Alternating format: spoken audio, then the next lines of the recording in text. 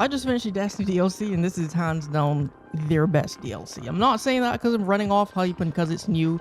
The first mission from this DLC is better than the entirety of Lightfall, and I'm not exaggerating. I mean that with like 110% sincerity. I had a wish list of what I wanted from the final shape, and it gave me that and more. My list was basically just make it on par with Witch Queen, and I'll be satisfied. I wanted good character development and great level design, but most importantly, I wanted it to feel like a complete experience. Lightfall's campaign stretched the story into the seasonal quests and weekly audio logs, and the campaign felt incomplete as a result. Everyone says Forsaken is Destiny's best DLC, but I disagree. I think it's Witch Queen. Obviously, that was before this DLC came out, because this is number one now. It was on par with Witch Queen till like the halfway point, but then from that point right till the end, it just blows Witch Queen out of the water. Without a doubt, this is the best storytelling in Destiny. Everything that was lacking in Lightfall is here. Multiple cinematics, insane visuals, level design, art direction, sandbox, the music, the new enemies, the high stakes, and just good consistent story beats that answers questions we've had since the Witness showed up in Beyond Light. Timestamps below, you can skip to whatever part you like. So I'm going to start with Prismatic because this is one of the first changes that I've noticed. Bungie listened to player feedback. Unlike Strand and Stasis, in those campaigns, they only give you those powers like in certain sections and then they take it back. And you don't fully unlock the new subclasses till the end of the campaign, and then you go grind out the aspects and fragments after. This time they give you Prismatic like right from the jump. End of the first mission, boom, Prismatic fully unlocked. They show you how to use it, and then you just unlock aspects and fragments as you progress the campaign. Amazing change. My thoughts on Prismatic so far, it's not hitting for me right now, but I assume that's because it's like Stasis and Strand. They weren't that great till you unlocked everything, and then they were just straight up amazing. So I'll stick with it till I get everything and hope it's great. But there's a bit of a learning curve. I was fumbling around, but you know, I got the hang of it now. I'm sure in a few days the community will figure out just how good Prismatic is when we unlock all the other exotics and all the new stuff. Prismatic on Titan for me is pretty meh. Personally, I don't like the abilities chosen for us. At the moment, I think the Hunters and Warlocks are far better. If you main those classes, how's Prismatic for you? You can let me know in the comments. But I absolutely love the new Titan Super. I hated the old Void Supers, but this new one's amazing. I might play the Void subclass more often now. You feel so powerful just throwing these axes around and then take them up and swinging them around. They push like really big enemies so far back while debuffing them at the same time. It's kind of great for the Tormentors. If you didn't finish the campaign, spoiler warning going up now, because I can't talk about this without spoiling it. So go play the campaign and come back. You know, you were warned. These are the timestamps. If you don't want anything at all spoiled, you can click off now. But if you don't mind seeing some of the levels and mechanics, you know, you can stick around. All right, so let's hop in. Hats off to the Bungie devs. They stuck the landing with the lore, and I'm so happy about it. The first mission really set the tone for this DLC. I'll be honest, I'm not a big fan of Mara because she sounds very emotionless when she talks. Sorry, Mara fans. But her voice acting in the first mission, where you know she's like, "Go find Zavala Ikora, you know, find Crow, tell him I love him." She was acting her ass off. Like you can tell the stakes are high now. This is the end, and everybody is not gonna make it out of this alive. Everyone killed it in the voice acting department, even Keith David, who's the new Zavala. I'll be honest, I kind of wish it was Lance, but yeah, Keith did a really good job.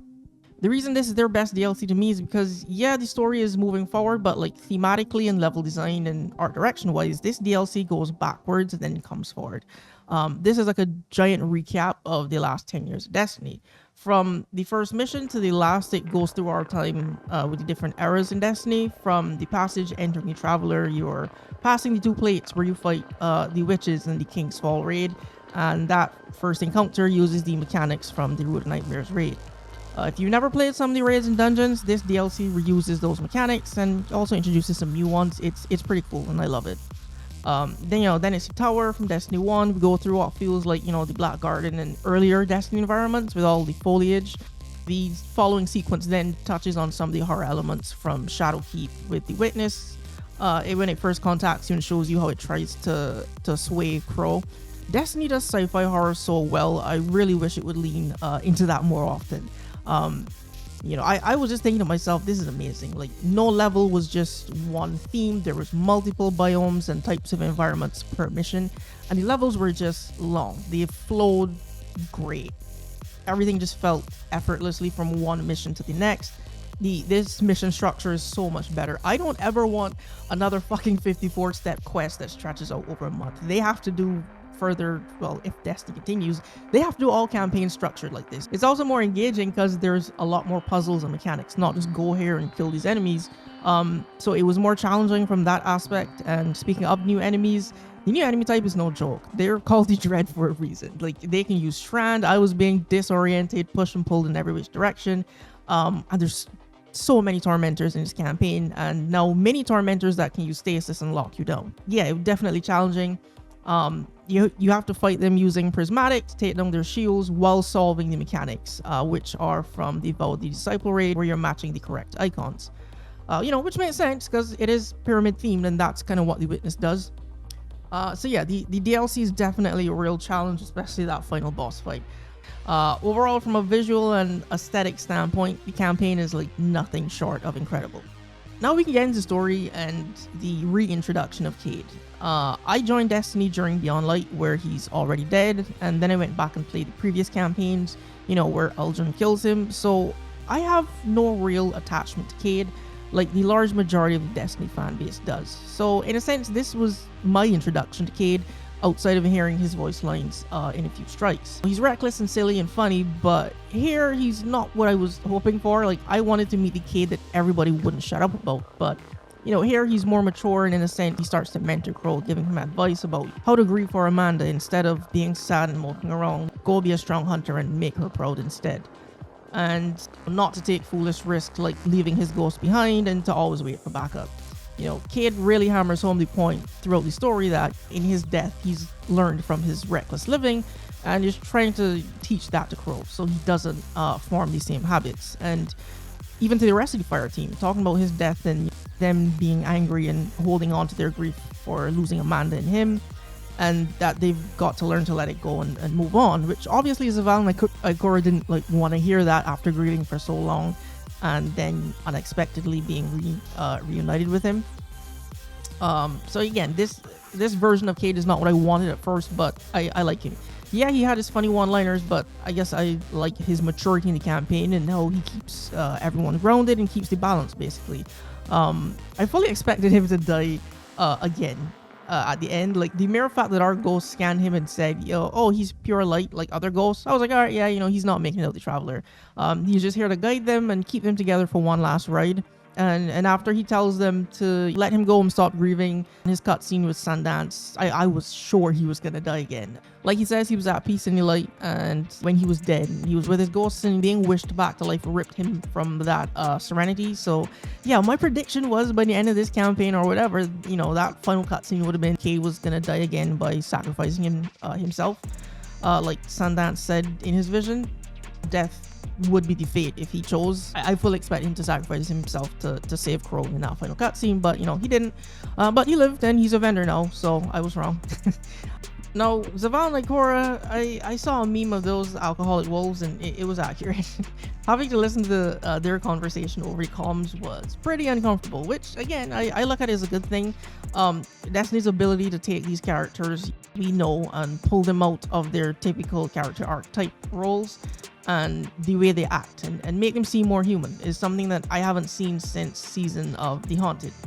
I love when this happens. So, we got the Stoic Commander once again having to deal with the death of his family, but this time it's even worse than him confronting his wife's ghost like in that season, because the Witness tells him he could have it and have his family again, and he has to turn it down and then relive losing them all over again, which makes him act out even worse than last time.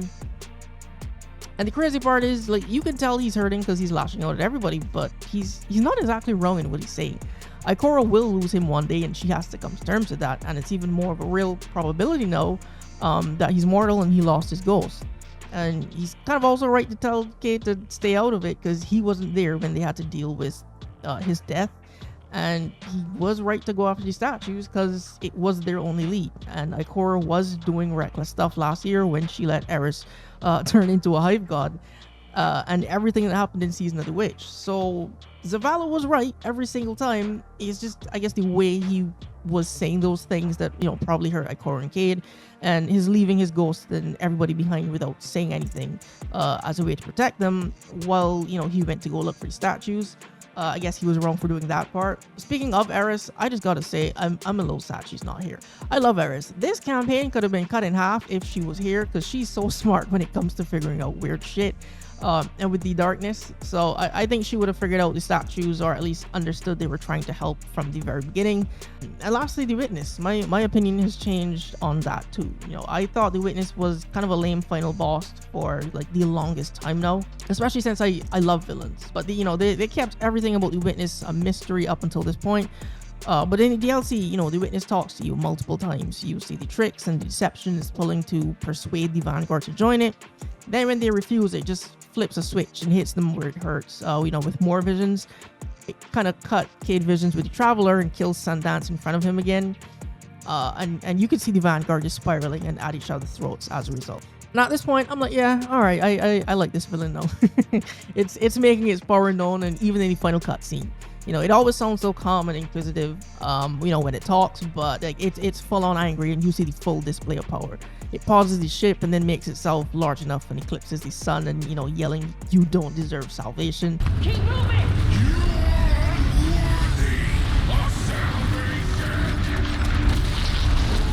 That final cutscene gave me goosebumps. I was like, yeah, I love this villain now. Savathun is still my favorite. I'm really glad she's back. I kind of thought Season of the Witch was the last we were going to see of her, but no, she's here after the campaign. But yeah, I like the Witness now. It evokes fear from even Zavala, who's stoic and supposedly as fearless as they come. It's powerful. It's a real threat. You can see it in the environment that are just sliced and horror-inducing, and you can hear it's a threat because it makes the Traveler scream in pain like several times throughout the campaign. Now the key to beating the Witness being the pyramid statues is such a twist. I love it when in media there's things that are hiding in plain sight. They're just there, and you thought that they were just a part of the weird pyramid, I don't know, architecture, furniture, if you want to call it that, but no, the entire time these statues are the defective voices that were imprisoned and exiled from being a part of the Witness because they didn't agree with what it was doing. And they were everywhere and right in front of us the entire time. And now it makes sense, destroy statues because they're still a part of it, and that's how you heard it. Amazing plot twist. So I'll be honest, the campaign kind of started to lose me in the middle. I was like, oh, okay, I know how this will end. But then you do the third lost sector, and you have a High Witch which shows up and a ghost that can talk. I immediately sat up and started paying attention. I love the Hive and anything related to the Witch Queen. And the story had my attention again from that point right to the end. So yeah, this was amazing. 10 out of 10. I was a little emotional at the end. Not like sad, but more like, they pulled it off. This is the end of an era, and we got to see their 10-year plan come through, and it ended on a high note, and it was good. So again, huge shout out to the Bungie devs. They nailed it. I can't wait for the raid and to see how that ends. Even if the raid, isn't great mechanically wise, I don't care, because this campaign as like a standalone experience after like all the years I've been playing and keeping up with the lore, I'm more than satisfied with it. So if you made it this far, comment below what you think of the campaign and Prismatic. But thanks for watching, and I'll see you in the next video.